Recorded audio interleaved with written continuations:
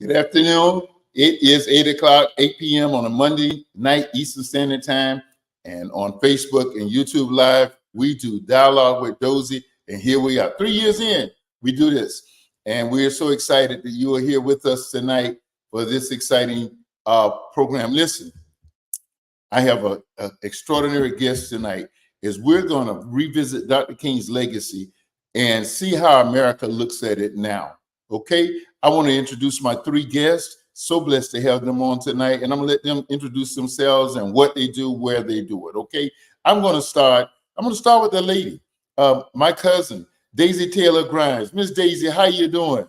I'm doing great. How are you? We are good, sister. We are good. I think I just did something, Dozell. You're still on. If we can, you're still with us. Okay, I don't know what I did here. I lost you here. But I'm happy to be with you today and on this very important day as we celebrate the legacy of Martin Luther King. And I'm excited to see what our conversation is going to be about. I'm the Chief Executive Officer of an organization called VCAP, Volusia County African American Leadership Council. And on that council, every president of every African American organization in Volusia County sits on that council. So, and our job and mission is to engage our community and to keep the issues before our people. Make a difference. My cousin Daisy and my cousin Hubert, they are the power couple in Daytona Beach. He's a retired county judge, circuit judge, and he's back practicing law. He couldn't stay out of the. He's back practicing law, and you hear what Daisy's doing. They're very active in the theological community and the social justice community. So we're so glad. Hubert, we kind of alternate. Daisy will be on one time, Hubert next time. Thank you all so much. Also tonight, I didn't have the opportunity to serve with him. I preceded him in Sterling, Illinois, but our good friend, he's been on several times, Jeff Coester. And Jeff, you're going to lend, just tell us a little bit about you and good seeing you on. Jeff, tell us first of all, how cold is it where you are and where are you? This morning when I got up, it was minus 18. Ooh. Yeah, that's without the wind chill. You need to repent so you can get out of there. Oh no, I'm not Jonah. I'm going to stay here. All right. Tell them where you are and what you do, Jeff. Well, I'm the pastor at the Big Red Church in Sterling, and I'm proud to announce that Dozell just told me I'm adopted into the family, and I'm a lover of Dr. King, and that's why I'm here. Bless you, Jeff. Bless you. Thank you, my brother. I hope something we see tonight or do will help warm you through this venture. Also tonight, my good friend, he's always on. He's my God friend, my travel buddy, Pastor Anthony Burrell. I'm gonna let him introduce himself. He's a constant guest host on the show, and we're gonna let him introduce himself. Doc, how you doing? I'm doing fine. For the listening audience, viewing audience, I'm Dozell's worst nightmare on a golf course. But he is my special friend. I thank God for him. And for this program, I have a program also that I've already done this evening. And it's a great opportunity for us to be able to share, especially on this significant memorial to the late Reverend Dr. Martin Luther King Jr. Thank you, Doc. Appreciate it. Here's another one that needs to repent. One needs to get out an interview, and the other one needs to repent about his fantasy level. But anyway, we'll talk about that at another time. I'll get it one day, y'all. He got a good golf game. I'll chase him. Listen, tonight we're gonna look at Dr. King's legacy, and we're gonna look at in the context of 2024. I like the way Madam Producer framed the show. She said, "How does America look at Dr. King in 2024?" Well, first, let's review the legacy and let's look at some intricate pieces of the legacy.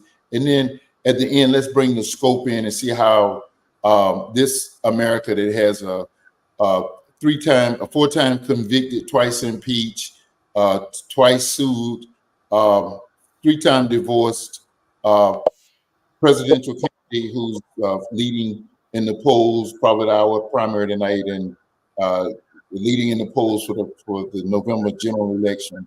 Let's look at it through the lens of that America. Let's see where we stand. You all can kind of help me with that context. Let's look at what brought Dr. King to power. We got a power-packed show, and we got about less than a half of a minute to do it. But we're going to make it happen tonight. Let's look at what brought Dr. King to power.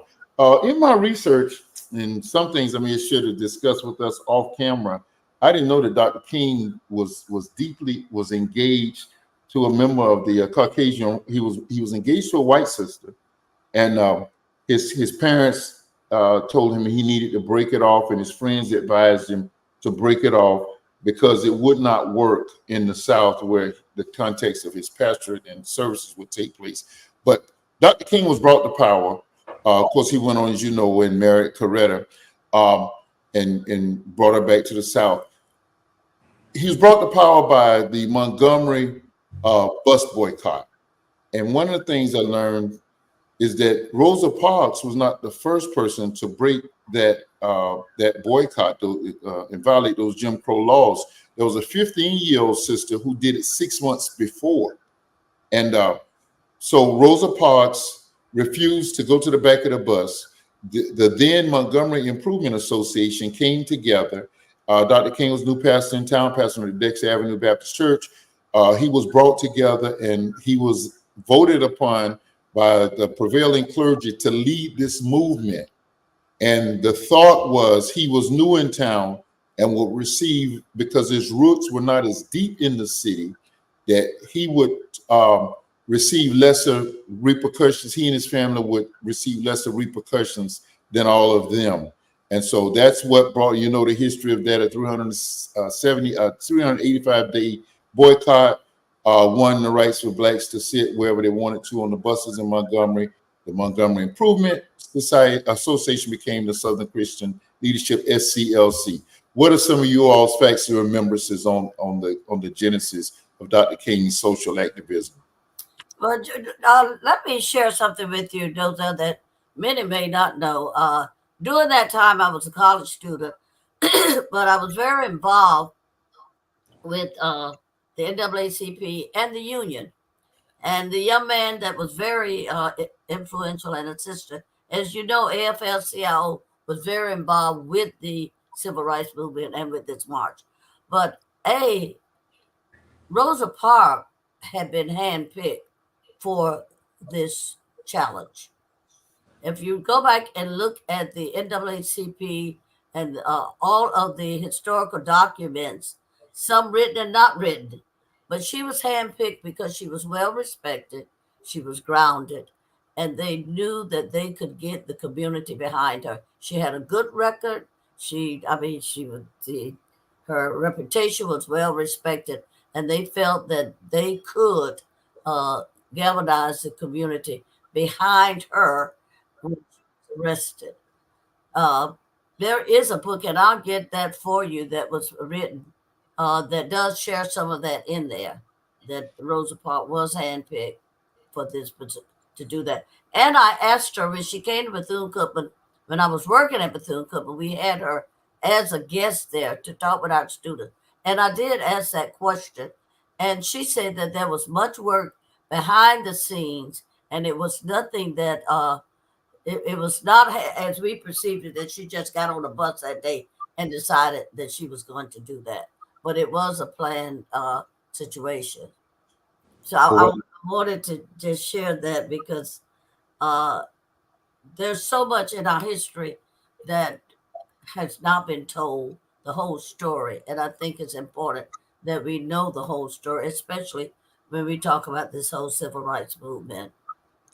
And Martin Luther King, when we talk about Martin Luther King, I think that his coming to Montgomery was divine because there was a pastor at that church at Dexter Avenue that the members fired him. And many of the pastors may have heard of Reverend Vernon Jones, and they thought that he was too much out there. The church was a church of well-educated African Americans and middle class, and he was truly an activist and did not believe in segregation, and he was doing some things that church could not deal with. So they asked him to leave. They fired him. And who would come next? They never had any idea that it would be the man that would fulfill what Vernon Jones was about. Read, if you don't know about Vernon Jones, read about him being at Dexter Avenue and what happened to him there. He was so much for the membership. That's good to know. I had no idea of that. That's awesome. Anybody else want to weigh in on his Dr. King, the genesis of what brought? I didn't know that this was planned. I didn't know any of that. That's great news to know. Thank you for your sharing, Daisy. You're going to make me think that you're a deep historian, because I know you're not old enough to be in real time. Well, let me say this, Dozell. Thank you for pointing out the fact that even as young as he was chosen because he was young and green. Yeah. Amen. As opposed to the older ministers who had roots established in the community. So thank you for pointing out that. Listen, God has his hand in all kinds of situations. Devotional now, I'm reading the story of Joseph, and you can see how God orchestrated his life and allowed things to happen. And certainly the same with Dr. King. And Sister Daisy, it's Vernon Johns, not Jones. Vernon John, right, not John. Johns. Yeah, I was going to correct that, Vernon John. Yes. You know of him. Oh, yeah, he's my fellow Virginian. He's from the great state. That's right, he sure did. He sure is. And I'm reading a lot about, I started reading a lot about him. I knew about that, but I was doing something for Martin Luther King's celebration. And I wanted to bring that up in a panel discussion that I was in. That's why I believe that God sent Martin Luther King, and it was a divine calling on his life, because there was a Vernon John there before he got there. He was something good. That's right. Wow. Jeff, I know you were not around during real time, but what does history tell you about the early implications of the bus boycott in Montgomery and what? Well, when I think of Rise, I don't necessarily think of the events. I think of the internal motivators in his character. Let me just point out a couple of those. I think his humanity is what propelled him. You know, he was a great man, and I think you could have put an average man in that situation and not been able to sustain the influence like Dr. King did. But he was a great man. You see that even when he was young. At 15, he went to college. He studied theology. He studied the lives of great men who believed in peace, and he brought that message forward. But also, people don't understand the determination of this man. I wonder how many people know that in 1958, during a book signing at a department store, a woman came up and stabbed him. Mm-hmm. And the letter opener went right next to the aorta. The doctor said that he was within a cough or a sneeze of being killed. And once he went through the surgery and he recovered, he immediately affirmed his commitment to change through peaceful means. And that's quite an extraordinary human being. People don't know that he was arrested at least 29 times, and injustice was the common characteristic of those arrests. For example, one time he was put in jail for being 5 miles over the speed limit. Yeah. You know, it was just ridiculous, the harassment, but he maintained his motivation and just kept going. And along the way, he sought partners. And I think one of the fascinating things that our politicians today have forgotten is that he worked with people who didn't agree with him on every issue. He didn't demand obedience to everything he thought. He found people he could work with across the spectrum. And he said, let's work together. Good change needs to happen. And he helped bring that change. I just have tremendous affection for the way he did things. That's a more than awesome perspective. And I can very vividly remember, because I was a student. You're going to see a little later in the program. I was a student of his speeches and everything about. In fact, and Madam Producer can attest to this. I'm wearing this coat tonight. This is like twice. What is this? Our third show of the year, and twice I put on a coat. Most of the time I got my cap busted. I got on a sports shirt or something, T-shirt, but I wore this black. Dr. King wore all black, and he always wore black or dark. And there's Dan Lebertop putting his hat on there. Okay, he wore dark or black because it was he thought that the preaching of the gospel was a formal affair, and he thought that it needed to be treated thusly. So I respected Dr. King, and lots of times I dress in black on the King's Sunday. Yes, it was a little different for us. We celebrated the Lord's table yesterday, and they got the significance. We just did a little mention here. But anyway, I think that's good that you're talking about his character, Jeff. And in those speeches, I can very vividly hear him say, while signing a book, I was stabbed, and the doctor said if I had merely sneezed, and then he would go on a rhetorical oratory. He said, if I had sneezed, I would not have been around for this event. If I had sneezed, I would not have been around to see, to stand and tell America about a dream that I had. I'm so glad that I didn't sneeze, and I'm holding the drama out of that. Let's move on, and man, you guys are great. Let's move on to talking a little bit about the Southern Christian Leadership Committee and his staff. Who sticks out amongst you guys? And I know, Daisy, you and Pastor Burrell, and possibly you too, Jeff. Pastor Jeff, you've had the opportunities to work with some of his staff or be around some of his staff. And I've had some experiences, but I'll share later since I'm the host. Any experiences you all have, any comments about those who worked with him at SCLC back in those days? Jeff, you're right outside the hotbed of it, so if you want to go ahead. I'm afraid I'm not qualified to really comment effectively on that. I know what we're doing locally, trying to bring change. I know about the organization, the SCLC, but I don't know a lot about the individual players. So I'm going to have to pass there. I don't want to pretend I know something I don't. That's fine. Guys, take it over. Well, I've had an opportunity to meet quite a few people. Fred Shuttlesworth, of course, who worked with him. And, of course, I'm a proud graduate of Virginia Union University. And one of his chief lieutenants and organizers was Y.T. Walker, and who then went on to pastor famously in New York City. So he surrounded himself with great people, the Ralph David Abernathy, and on and on and on. So sometimes when we look at the head of an organization, we can talk so much about that person, but anybody, especially as a pastor, listen, if the janitor doesn't do his or her job, we don't have a clean building. If somebody doesn't turn on the lights, if somebody, I'm dealing with the challenge of doing electronic and technological stuff. And praise God for Sister Toya tonight. And I had one of my members ask me yesterday, he says, Reverend Burrell, how come we can't operate this projector? And I was sharing with him, the projector is the soundboard and the control panel and everything is in the back of the building, in the back of the room. And I'm at the front of the room.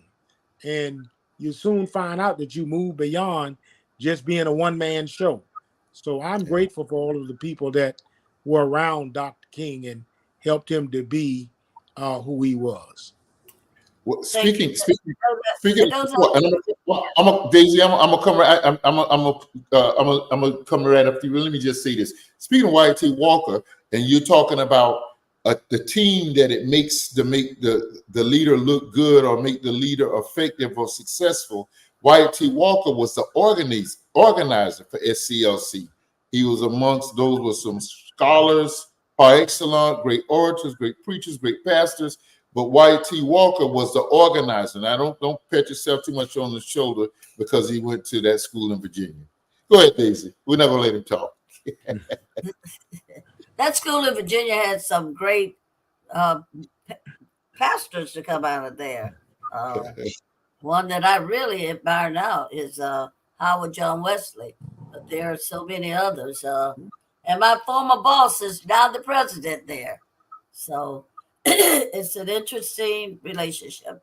But I look at his leadership from a different perspective because so many people think now that everybody at that time what we would perceive as leaders in the African American community, jumped on the ship with Martin Luther King immediately, and that was not true.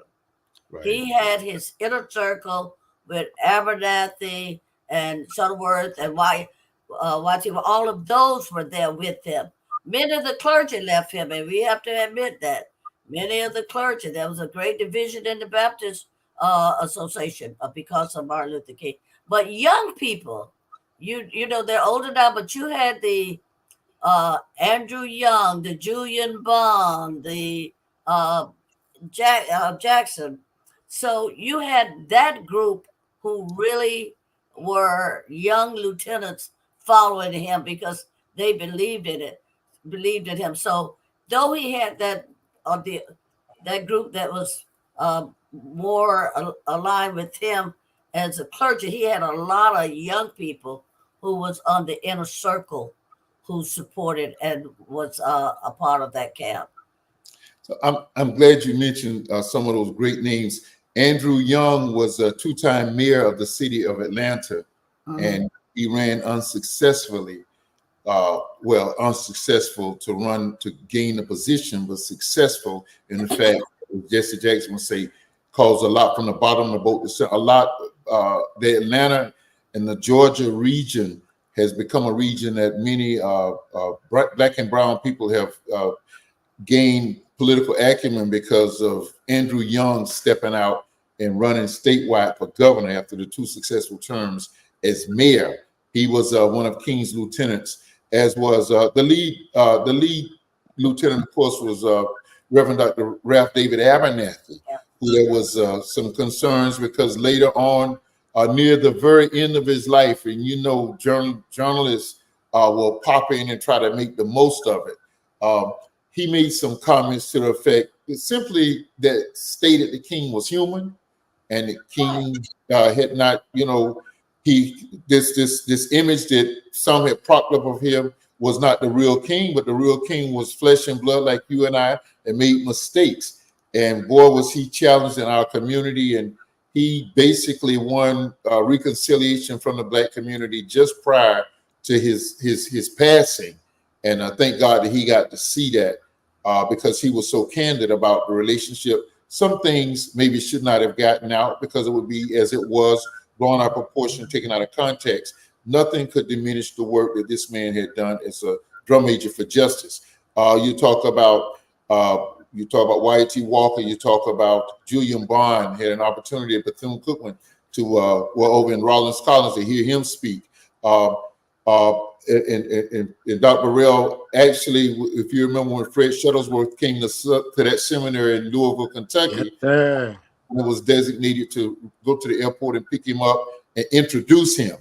And that was one of the honors of my, at that time, young life. And of course, and you know, probably lose some viewers or whatever, but my hero, the Reverend Dr.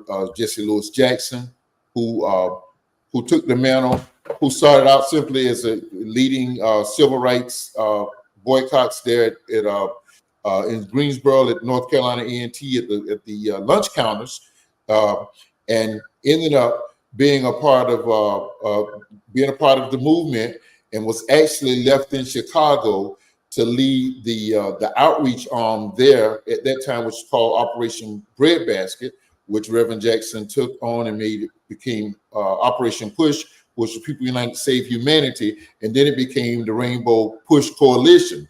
Reverend Jackson ran for president. He was a forerunner of Barack Obama. He ran in 1984 and 1988. Madam Producer, who produces this show, LaToya, was with me in 1988 when if you all will remember that strong run that he made, and he won the Michigan primary and another primary, and all of Time Magazine and Newsweek Magazine and all of those. Of course, the internet is kind of taking that over. But back then, said, "What does Jesse want?"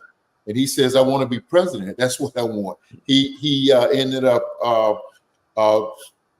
running second to Dukakis at that time.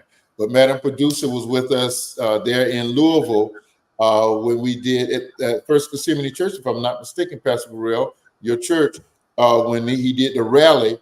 and it was the last rally before they did a buscade down to Atlanta for the convention, where he delivered one of the most stirring speeches ever to be delivered at the Democratic National Convention. And there have been many political conventions, but his was one of the more memorable ones. So he had great people that came, that branched out from his wings at SCLC. We can never forget pastor in Atlanta, Doc, what's his name, that recently passed. Methodist pastor. He was a short man. They moved him from his church, and then they ended up moving him back. I can't think of his name right now, looking right at his face. But his staff went on to be great and to do great things. Pastor Jeff, when I was in Sterling, we had he's now Representative Jackson. We had Jesse Jackson's son come out. And when we organized the NAACP with Matt Housey and others, Jonathan Jackson came out, and everybody always talked about Jesse being the orator and Jackie being the daughter being the orator. I'm telling you, Jonathan had a brilliant mind. That's why he's now in Congress, and he came out to Sterling, Illinois, and delivered what was the NAACP's opening speech. So as we started that branch there in Sterling. So he had a great staff around him, and there are many others all across the nation whose name we may not have been able to mention or think of. What's some of the things? We got about 3 minutes to break. What's some of the accomplishments or some of the things that you all would say about the staff that work with Reverend Jackson? But one very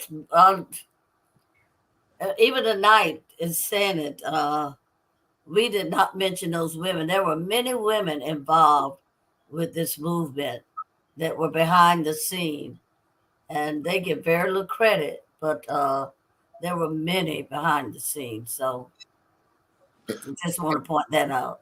And Daisy, you know what? I wish we had some names, because in my research, Coretta came to the South. In fact, he met Coretta through a friend while he was at Boston University working on his PhD, and he asked his friend, who was at the Massachusetts Music Conservatory, did she have any friends, any good Southern girls that he could talk to?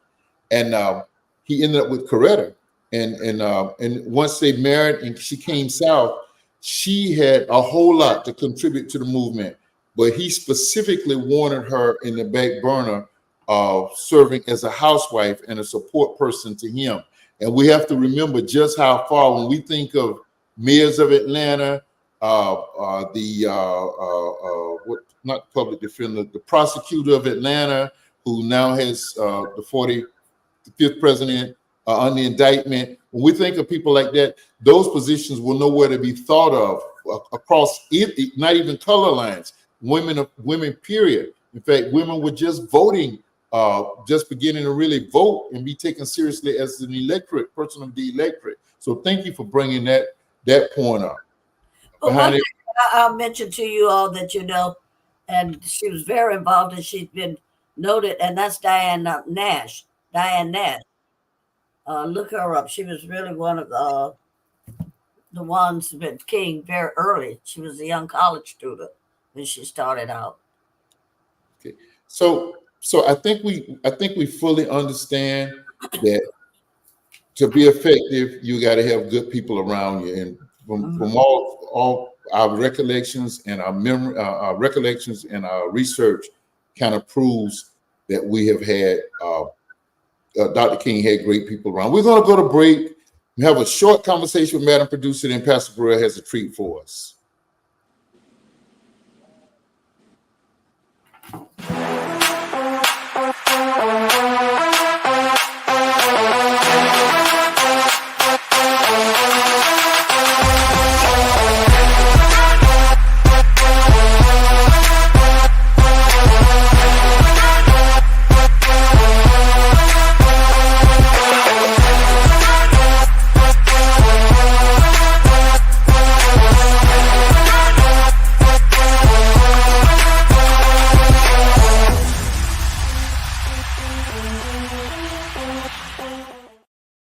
GoGigaWorld.com. That is your access to get all of your virtual needs taken care of.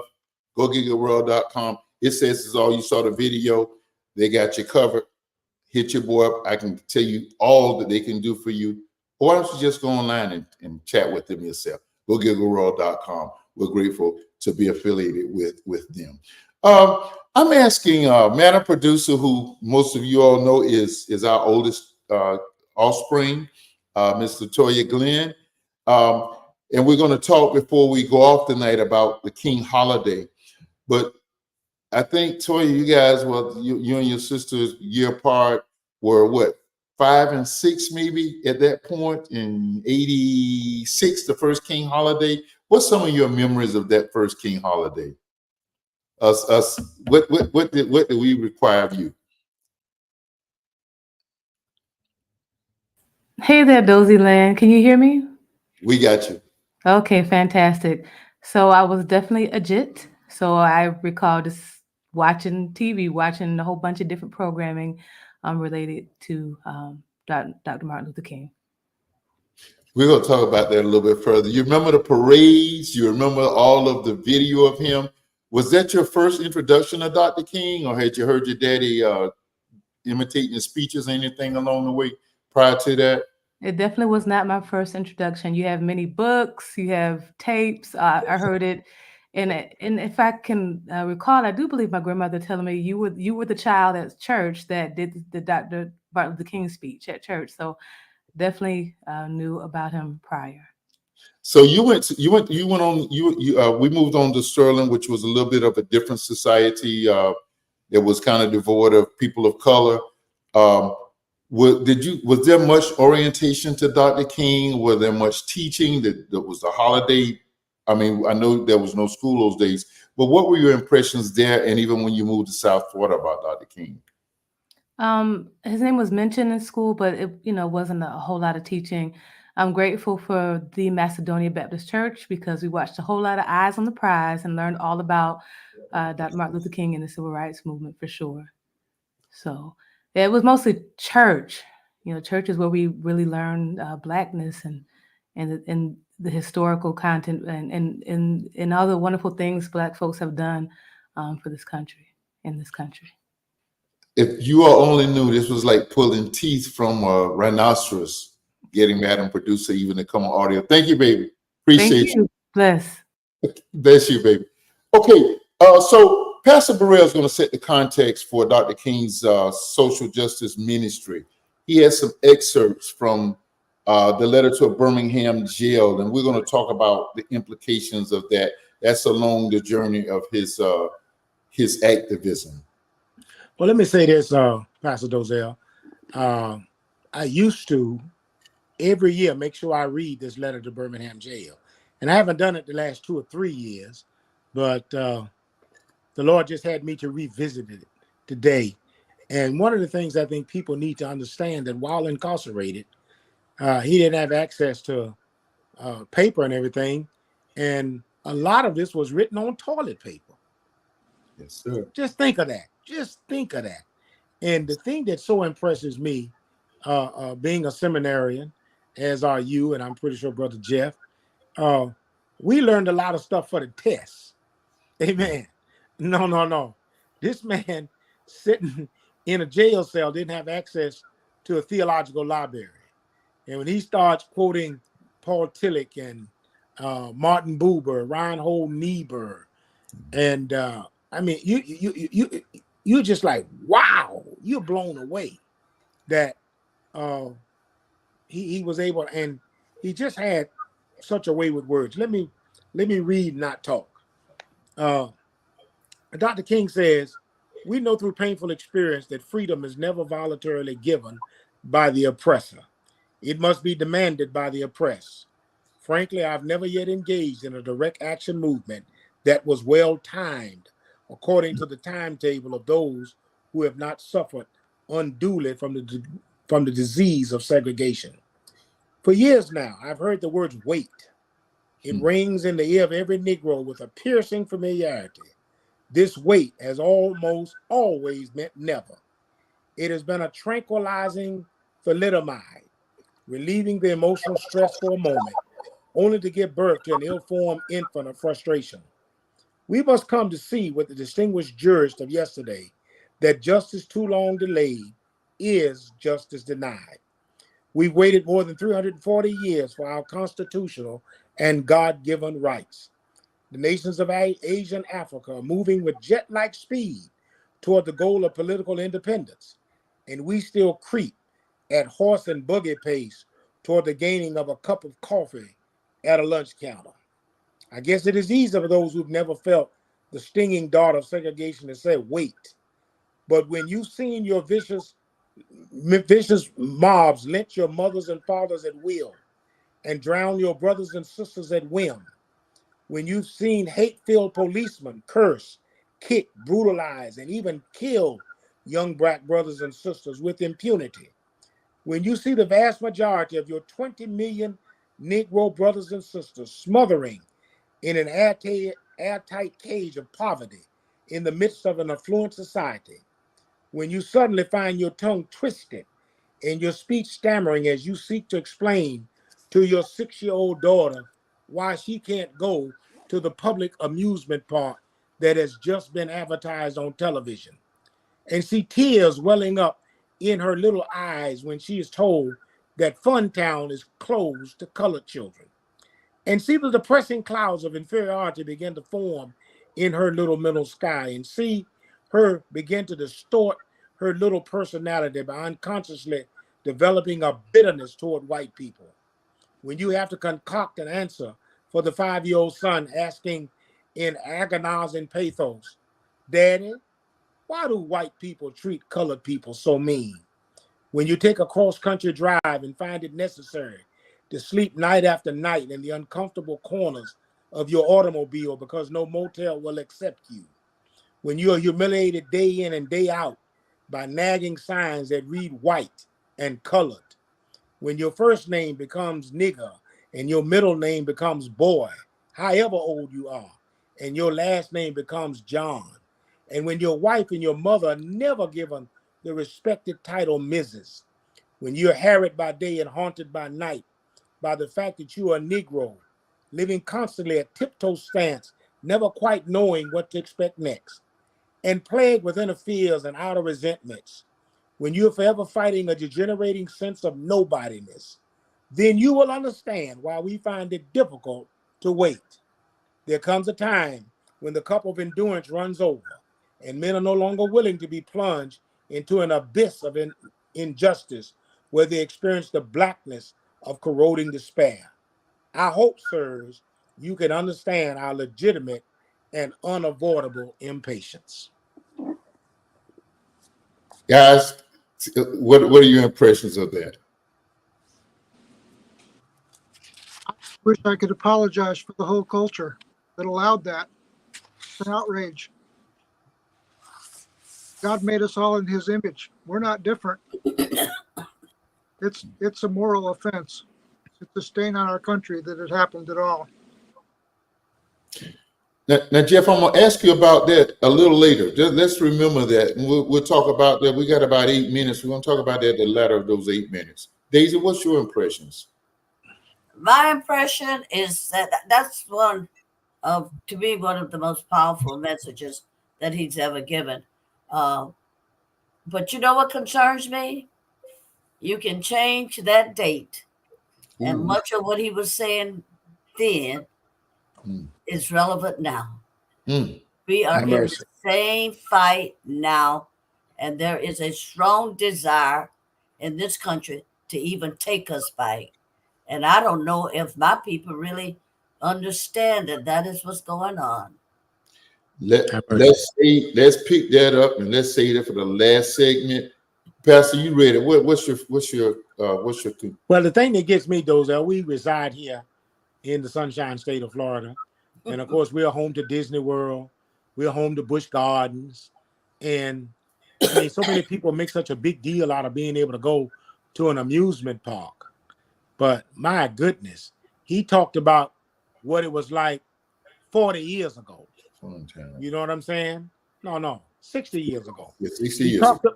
He talked about what it was like for his daughter to see that commercial, Yeah. you know, and he had to tell her, well, Funtown is not accessible and available to you.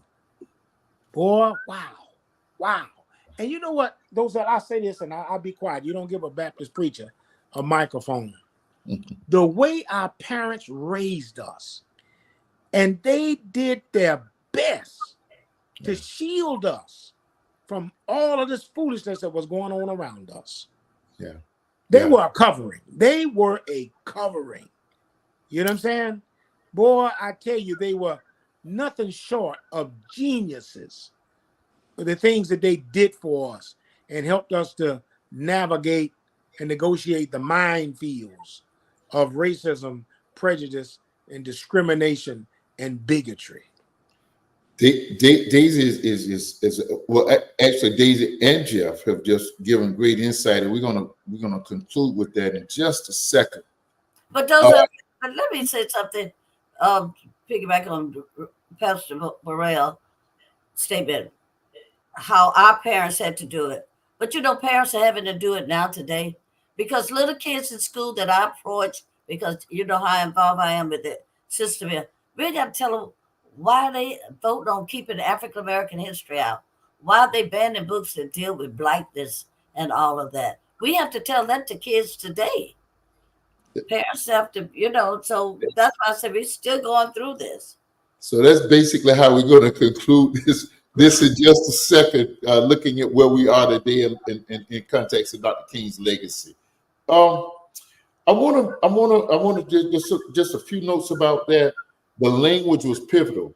Dr. King referred to us as Negro.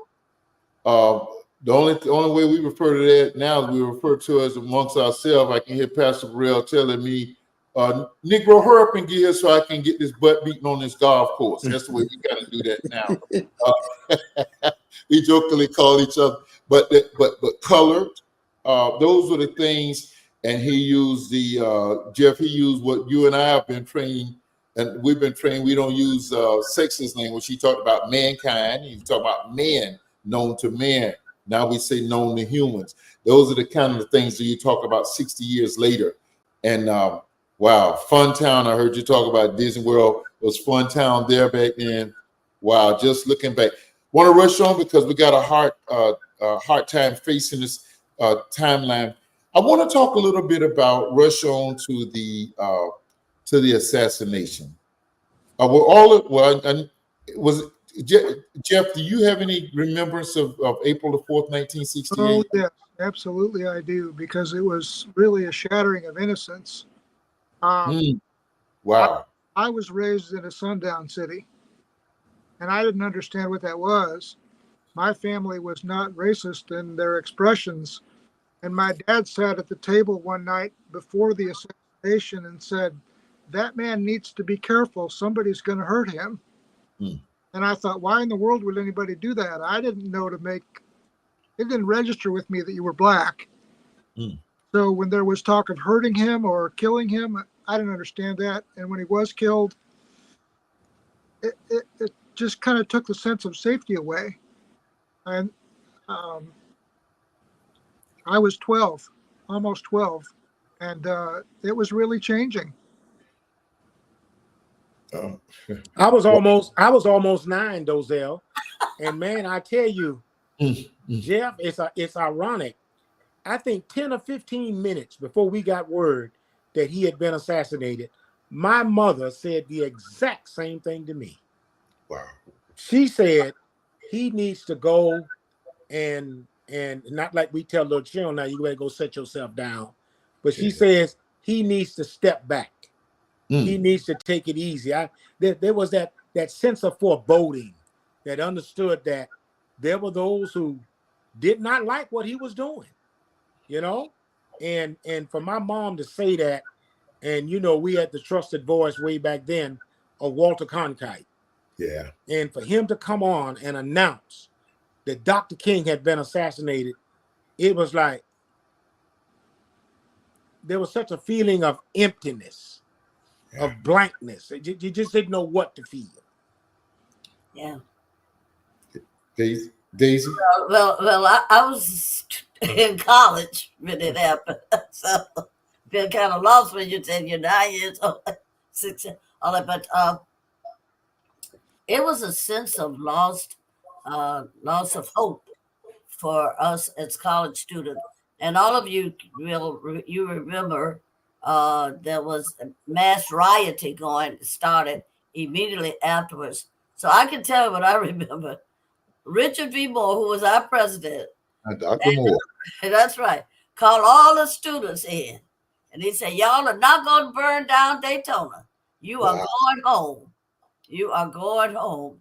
And they arranged with Mr. Huger, they arranged to get us out of Daytona Beach. Oh, wow. That's real history. Out of Daytona Beach. We were one of the few schools in the South that nothing happened because they got us out of, they said, you going home. You would not do that here. You would not do it. Because they knew that the emotions were high and, you know, we wanted to do something. And so, but I think for all of us here, it was a sense of hope. We had lost hope. I mean, there was so much put into him. And you were angry. You wanted to do something. Wow. And a lot of people don't understand about why the rioting happened. I think that African Americans just said, enough is enough. Enough is enough. And they ran, not defending rioting, but I think that emotionally they had to get it out some kind of way. Like Pastor Burrell's mother, my dad made a statement because Dr. King had gone to Memphis, he had gone back to Atlanta, and there was a march. And at that march, the strategy was to use young people. And there was some people that were injured, not severely, but there were some injuries. And there was, like you mentioned earlier, Daisy, there was a lot of frustration in the movement about Dr. King's strategies and so forth. And so my daddy said, man, he better watch it. You know, he better get people hurt. He better be careful. There was a lot of, inwardly, there was a lot of frustration. So the night he was shot, you know, some of you may have known I was raised in Jacksonville at a boy. My dad ran a boys' home, was a superintendent of the boys' home. And one of the other staff members' sons came in and told us that they heard that Dr. King had been shot. My mother and I went in front of the black and white TV, and there came a voiceover. There came a poster, special bulletin, CBS special bulletin, and Dan Rather came over and said, Dr. King is dead. And almost immediately, we live blocks from Florida Avenue, which is now A. Philip Randolph Avenue. Immediately, you could hear the fire trucks. You could hear what was going on there locally. My dad came home the night he and I went back and saw some of the aftermath. And it almost reminds you of 2020, the George Floyd aftermath. Like you say, Daisy, we were frustrated. We were young. We couldn't do nothing. You were in college. Dr. Moore protected you. Aunt Ruby protected you guys. But we were angry. You talk about the sense of hopelessness. One of the more searing images of that night, well, not that night, but at the funeral, was seeing Sidney Poitier following the caisson just broken in tears. Yeah. And that was one of the more, and Jesse Jackson had that angry look. He was wearing a black shirt and jeans. Dr. King used to always talk about it. In fact, right before he was shot, so say, Jesse, tonight we're dressing up now. So those were some of the things, but some of the aftermath of the assassination was Dr. King was getting involved with the Vietnam War, and he was very influential as a speaker, and he was able to affect a lot of young white college students, and America was concerned about it. J. Edgar Hoover had convinced the Attorney General to sign what was supposed to be a temporary order to tap his phones, and J. Edgar Hoover had made it he was the head of the FBI, made it a permanent thing. And so they sent a letter to him trying to convince the FBI that he should commit suicide. There were several things they had done to try to get to him. In fact, the night of the assassination, FBI agents were some of the first on the scenes, along with Memphis police officers. They were in a joint task force and across the street from him. Ironically, it was 60 days, I think, later that James Earl Ray was arrested at Heathrow Airport over there in London, and as he spoke about conspiracy, there was a taint down the line before he passed there was a taint involvement with U.S. government, and it was quickly squashed and shut down. And the thought was that America had him shot because of the implications of him speaking out against the Vietnam War. What do you all know or think about that? We got to get out of here. It's not hard to believe. I mean, Hoover was out of control. It's just not hard to believe. I wish it was. Yeah. I agree with Pastor Jeff. You don't want to believe it, but we know this country, and we know the history of J. Edgar Hoover. You know of his hate, and for Martin Luther King. I believe that it was more. I do believe it was a conspiracy. I do. Some people try to say it was a poor people's campaign that he was organizing. Nobody cared about that. He had many marches, but his influence with young white students and speaking out against the war, which had a lot of financial implications, was a very Pastor Burrell, on this last go around, I'm gonna ask you, and we got about 2 minutes total for this. I'm gonna ask you to start us out with it. How does America look at Dr. King's legacy in 2024? I like the way Madam Producer framed this. I think it's a positive one. We can look back. This was, I know, at least the second year, probably more, that our local ABC affiliate, Channel 10, broadcast the entire Martin Luther King Jr. parade from Miami. Oh, yeah. So that was phenomenal. And the positivity. I think we need to make sure that MLK Jr. Day is more than just wearing a T-shirt with his image, a likeness on it. It's more than just barbecuing and partying and drinking. You know what I'm saying? But that we do some serious recollection and serious reminiscing and serious strategizing and answer the question that he asked, which is, where do we go from here? Great question, guys. Can I just jump in on that? I think that's absolutely right. And the way I think it can happen the most easily is through cordial relationships. I ask my friends to educate me, and many of them are very capable, but there's so much about Dr. King, even though we feel positive, we don't know who he was. We don't know about his integrity and his character, what he went through. And in terms of Black history in general, people like me who were raised in all white communities, we're ignorant and need to be educated. I want to be. For example, does anybody know that not long ago a 25-year-old Black engineer created a glove that turned sign language into speech? Does anybody know that in 1864 the first woman doctor was graduated from college? These are things that probably should be known. If it was the first white woman, that would be taught. But there's a legacy that's larger, and the contributions people have made are big. In every field of study and every field of research or science, Black people have been involved. And all I ever learned about was George Washington Carver. Wow.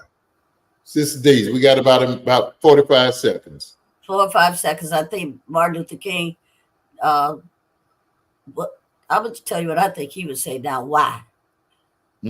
Why? Why are we still where we are? Wow. Why are we still where we are? What have we not done as a people to work toward fulfilling that dream? Why, America, in 2024, are we still where we are? Wow. I think he would be disappointed. Don't you all wish we had more voices promoting the idea of change through peaceful means? He was so effective. And now, whether you're talking about the politicians or whoever, maybe it's the result of talk radio, but everybody's inflammatory. Pastor Jeff, let me share this with Pastor Jeff. I'm participating in a book review with a predominantly white church, United Methodist Church here in Alma, and it's called Teaching White People Black History. I'm going to send it to Dozell because this is a predominantly white church, But we're going to go through that together as a few of us as African Americans to come over, and it's teaching white America Black history. That's a great idea. I love that idea. I'll give the book to Dozell, and he can share with you, Reverend Burrell. But it's very interesting. Amen. Wow. Amen. I would say this, Brother Jeff, I've never had an opportunity to meet you, but we need more Jeff Coesters. Yes. Yeah, we do. Come on over and I'll buy you dinner anytime. Amen. Hey, won't you going up to that 18 below degree weather right now and talk to him about Warm. Maybe Pastor Jeff needs to come down here to I know Florida. that's right. Yeah. I don't know if y'all sing hymns, Pastor Jeff, but I used to tease my brother all the time. He told me I was sore because told him I didn't play golf in weather under 60 degrees. And I told him there was a song in the hymn book that says, "Cheer up, my brother, live in the sunshine. We'll understand it, oh, by and by." Yeah, guys, I cannot say thank you enough. My cousin and sister Daisy Taylor Grimes, my dear brother. I wish we had served together, but thank God for technology. Pastor Jeff Coester and my dear brother, Pastor Anthony Burrell. Thank you all so very, very much. And Madam Producer, thank you for joining in tonight. We thank you so much. We're going to close out a little special way tonight, and I'm going to do a little part in that. On February the 4th, exactly 2 months before Dr. King was murdered in Memphis, he spoke these words at the crescendo of his sermon, and it was played at his funeral. And it said this: "I'd like for someone to mention that day that Martin Luther King Jr. did try to give his life serving others. I'd like for somebody to say that day that Martin Luther King Jr. tried to love somebody. If you want to say that I tried to be right on the war question, I want you to be able to say that day I did try to feed the hungry. I want you to be able to say that day that I did try in my life to clothe those who were naked. I want you to say on that day that I did try in my life to visit those who were in prison. And I want you to be able to say that I tried to love and serve humanity. Yes, if you want to say I was a drum major, say that I was a drum major for justice. Say that I was a drum major for peace. I was a drum major for righteousness. And all the other shallow things will not matter. I won't have any money to leave behind. I won't have fine and luxurious things of life to leave behind. But I just want to leave a committed life behind. And he's allowed me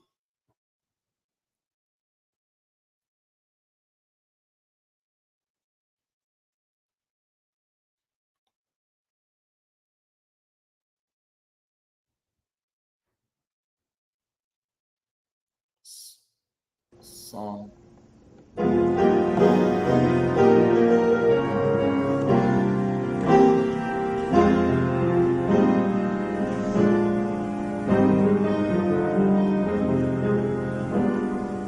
If I can help somebody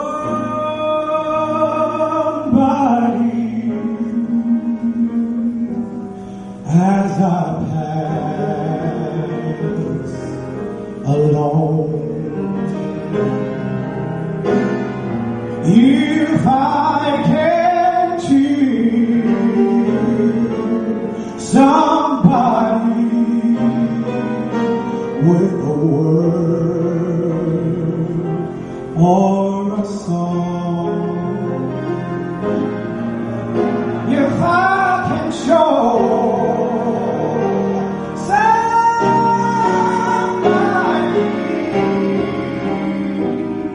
he is traveling around, then my living shall not be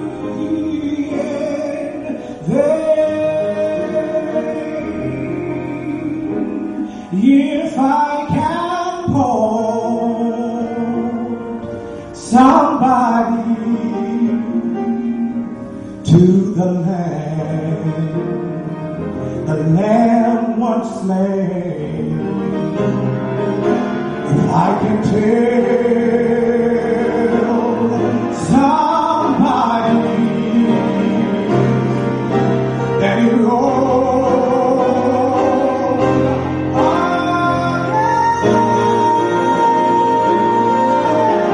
again, he can cleanse the guilty. He can wash the stain in my living shall not, it won't be in vain. Then my living